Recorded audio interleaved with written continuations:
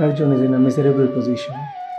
That is not the position of Arjun, the person. That is the situation of entire mankind. That is the conflict that we all face daily, every day. So first of all, it is not about Arjun and Krishna. It is not about two persons. Arjun and Krishna are both within us. Krishna is not standing in front of Arjun. Krishna is the heart of Arjun. If you have a thought and you do not favor it, support it, energize it, you do not turn it into action, then that thought gets weakened. It loses its power because it is not gaining any sympathy from you. So the thought is arising and the thought is prompting you to act in a certain way.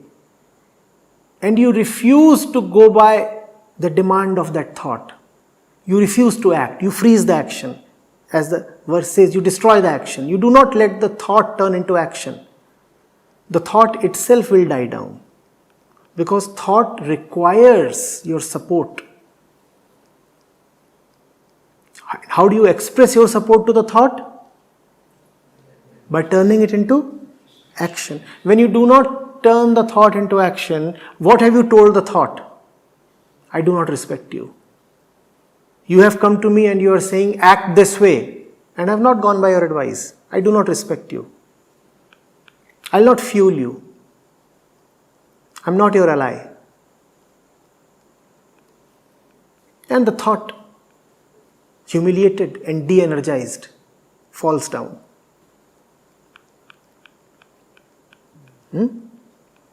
Similar is the relationship between the latent tendency that gives rise to thoughts and thoughts.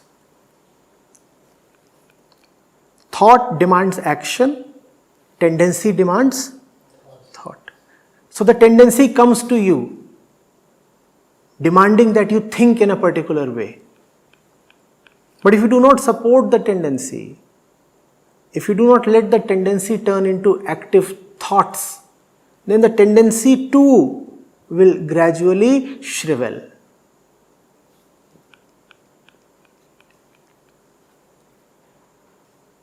You are not energizing the tendency. From where will it continue?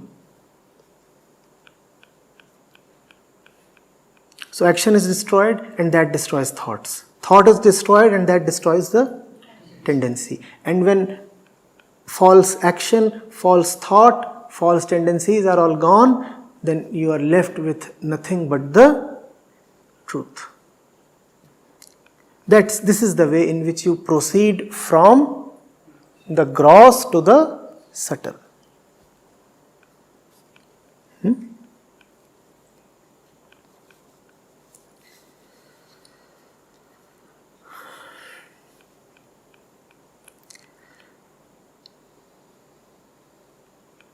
Anisa is saying, I am aware that I have innate impulses like anger, pride, greed, fear, attachments. What is the process of dwindling of innate impulses as mentioned? The process of dwindling of innate impulses is the process of not letting the impulses turn into thought or action. How do you dwindle the innate impulses? By not letting them turn into thoughts and then actions. That's the highlighted portion.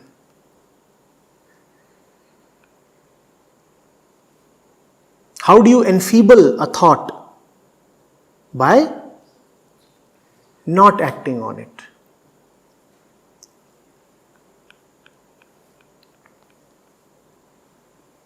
Let the thought keep coming. You keep disregarding it. When the thought will not find any traction with you, it will feel insulted and will retreat.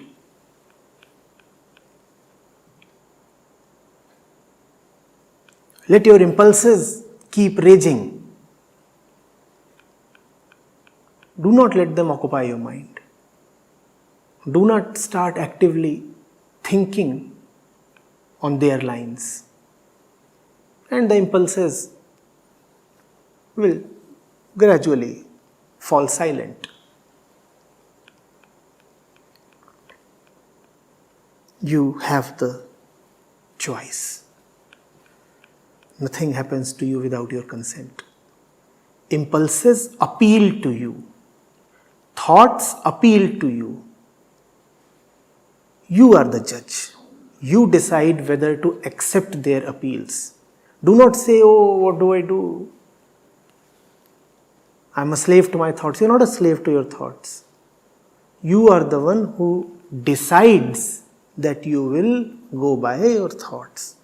And if you have decided, you can also reverse the decision. Right? That power is there. Exercise that power judiciously.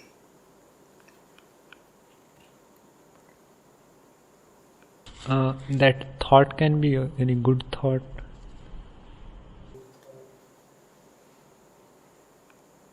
Do you ever have bad thoughts? If you know that a thought is bad, it will not remain anymore. According to the thinker, all thoughts are good. We said thought requires your support to survive. So if there is any thought that is surviving in you, according to you, it is a good thought. Otherwise, how could it have survived? Survival of thought requires that you consider it beneficial for yourself, right? If you know that a thought is not beneficial for you, then you will not support it and then it cannot survive.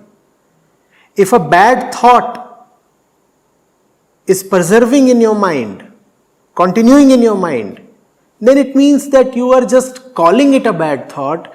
Deeply, you are supporting it. Deeply, you think that it is a good thought.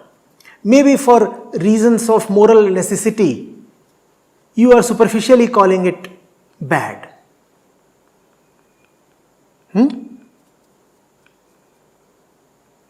But deeply, you are quite pleased with it. Had you really honestly thought that the thought is bad, then the thought would have gone. But our minds are all full of so-called bad thoughts.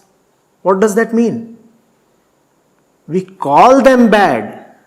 We actually do not consider them bad.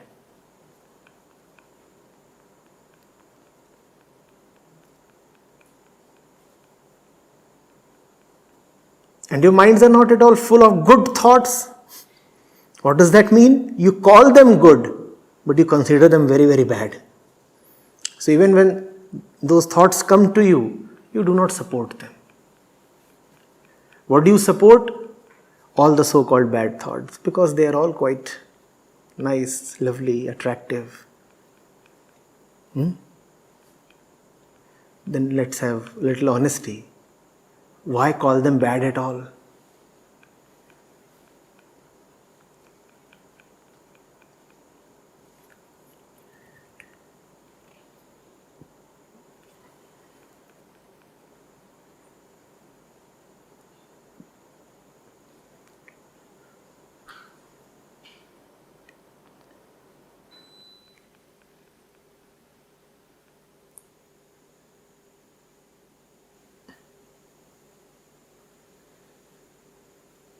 There was this Bengali story,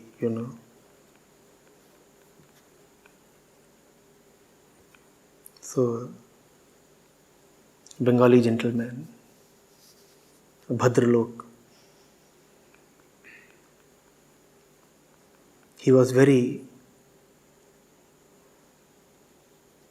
fond of visiting brothels.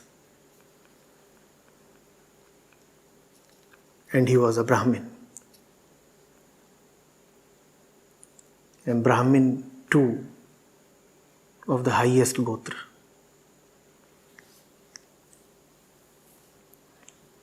So he will go to the prostitute and coil the sacred thread around his ear. Do what he wanted to do.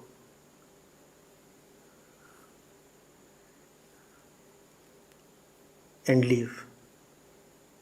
One day when he was leaving, the woman saw that he was exhausted, all in sweat and huffing and panting.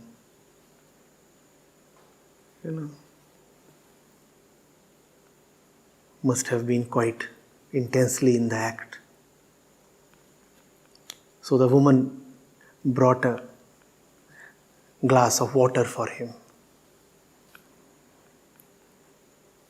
He must have been a regular patron.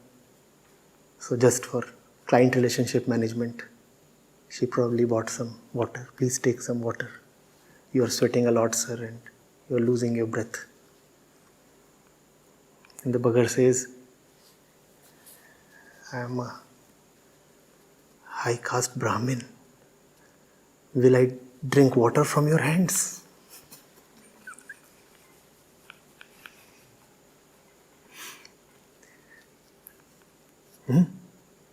The woman was a bad thought for her. Such are our bad thoughts. We enjoy them and then we say, will I touch you? You low class prostitute?